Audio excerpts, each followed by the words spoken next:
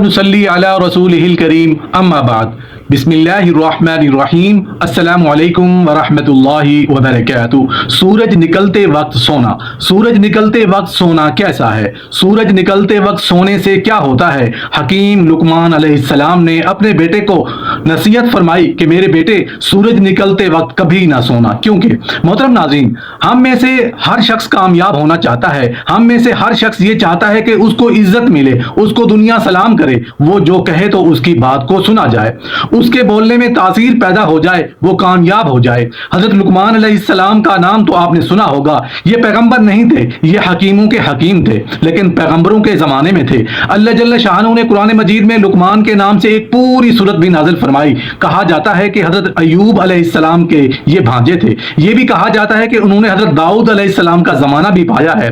یہ فتوے دیا کرتے تھے، جب حضرت داؤد علیہ السلام پیغمبر بنائے گئے تو پھر انہوں نے فتوے دینا بند کر دیے کہ آپ پیغمبر آ گئے ہیں تو میرا کیا کام ہے۔ حضرت لقمان علیہ السلام بہت بڑے حکیم تھے، ان کی باتوں کو سننے کے لیے بڑے بڑے مجمع لگا کرتے تھے، لوگ ان کی باتوں کو لکھا کرتے تھے، یاد کیا کرتے تھے۔ حضرت لقمان علیہ السلام نے اپنے بیٹے کو 10 نصیحتیں ارشاد فرمائیں۔ ان 10 نصیحتوں میں سے ایک نصیحت یہ بھی تھی کہ میرے بیٹے سورج نکلتے وقت کبھی نہ سونا، کیونکہ حضرت لقمان علیہ السلام نے اپنے بیٹے کو 10 نصیحتیں کون کون سی ارشاد فرمائیں، آئیے ان 10 نصیحتوں کو جان لیتے ہیں۔ حضرت لقمان علیہ السلام نے اپنے بیٹے کو پہلی نصیحت یہ فرمائی کہ 5 حالتوں میں کبھی بھی خاموش نہ رہنا۔ نمبر 1، جب کوئی کسی پر ظلم کر رہا ہو تو اس کو ضرور بضرور روکنا، اگر یہ نہ ہو سکے تو کم از کم اپنی زبان سے کچھ بول دینا، لیکن خاموش نہ رہنا۔ نمبر 2، جب کوئی بھی آپ کی عزت اور خود مختاری کو چیلنج کرے تو دشمن کے سامنے چٹان بن کر ڈٹ جائیں، لیکن خاموش نہ رہیں۔ نمبر 3، جب کوئی حق کی بات کر رہا ہو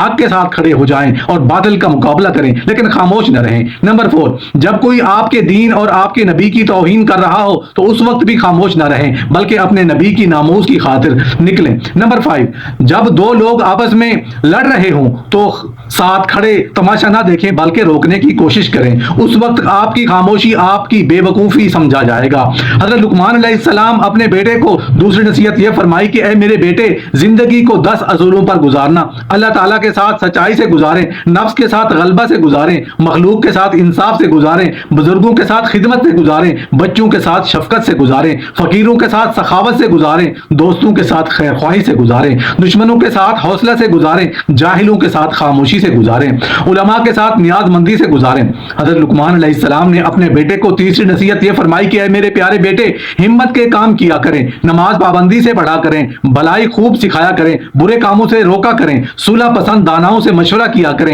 ہر ایک کی عقل کی مطابق بات کیا کریں، مصیبت کے آنے پر صبر کیا کریں۔ حضرت لقمان علیہ السلام نے اپنے بیٹے کو چوتھی نصیحت یہ فرمائی کہ اے میرے پیارے بیٹے، گھٹیا پن کی یہ حرکتیں مت اختیار کیا کریں، لوگوں کے سامنے اپنا چہرہ مت پھیلایا کریں، زمین پر اترا کر مت چلا کریں، لوگوں کے سامنے دانتوں کا خلال مت کیا کریں، لوگوں کے سامنے انگڑائی مت لیا کریں، لوگوں کے سامنے مت کھایا کریں، بڑوں کے سامنے مذاق مت کیا کریں۔ حضرت لقمان علیہ السلام نے اپنے بیٹے کو 5ویں نصیحت یہ فرمائی کہ اے میرے پیارے بیٹے، خاموش رہنے سے 7 نعمتیں ملتی ہیں۔ خاموشی سے بغیر زیور کے زینت ملتی ہے، خاموشی سے بغیر سلطنت کی ہیبت ملتی ہے، خاموشی سے بغیر محنت کی عبادت ملتی ہے، خاموشی سے بغیر خوف کے بے نیازی ملتی ہے، خاموشی سے کرامن کاتبین کو فراغت ملتی ہے، خاموشی سے عیبوں پر پردہ پوشی ملتی ہے، خاموشی سے بغیر محافظوں کے حفاظت ملتی ہے۔ حضرت لقمان علیہ السلام نے اپنے بیٹے کو 6ٹھی نصیحت یہ فرمائی کہ اے میرے پیارے بیٹے، خیال رکھنا کہ لوگوں کو جھگڑا اپنے سر مت لینا،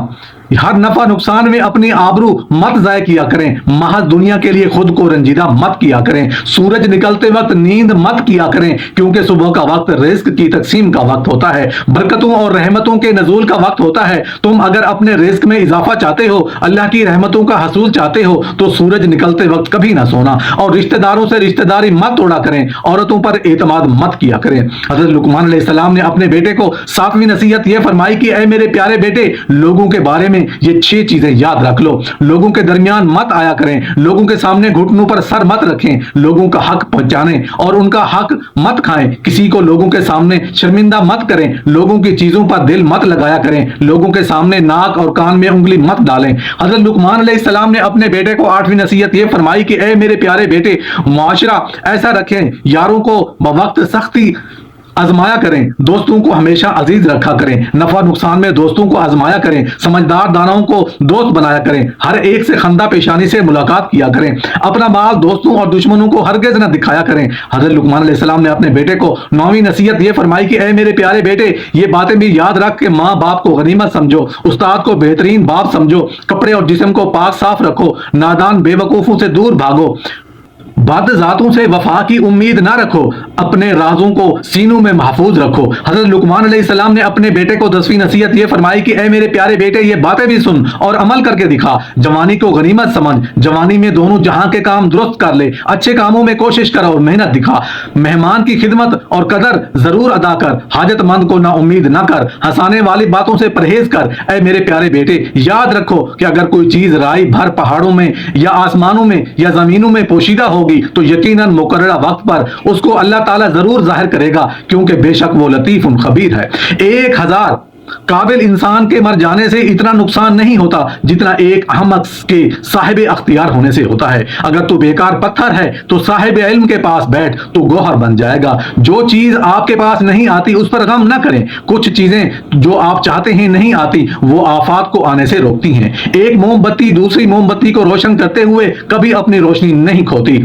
अगर आप किसी ऐसे दोस्त की तलाश में हैं जो बेऐब है, तो आप हमेशा दोस्त के बगैर होंगे। जब मोहब्बत कबूल ना हो तो आगे बढ़ें, जब मोहब्बत की तारीफ ना की जाए तो चले जाओ। उम्मीद है कि वक्त उस शख्स को सिखाएगा कि हकीकी और सच्ची मोहब्बत क्या है।